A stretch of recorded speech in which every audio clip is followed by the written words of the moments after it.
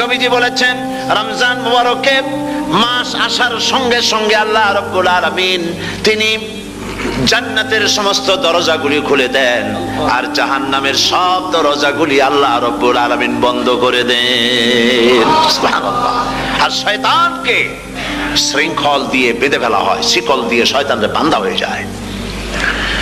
এই হাদিসটা যখনই শোনাই বিভিন্ন জায়গায় লোকেরা বিভিন্ন জায়গায় প্রশ্ন করে, হুজুর কোন তো যে শয়তানরে বাঁধতে হয়, কিন্তু রমজান মাস হতো লোকেরা মদ খায়, মিথ্যা কথা কয়, তাহলে শয়তান বাঁধা থাকলো কেমনে?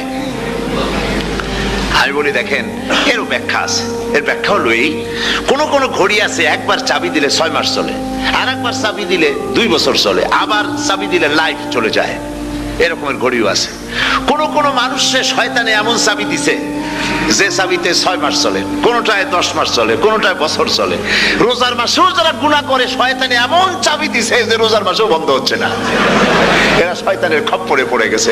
আল্লাহ এই চাবি থেকে মুসলমানদেরকে হেফাজত করুন বলি আমিন। জোরে বলেন আমিন।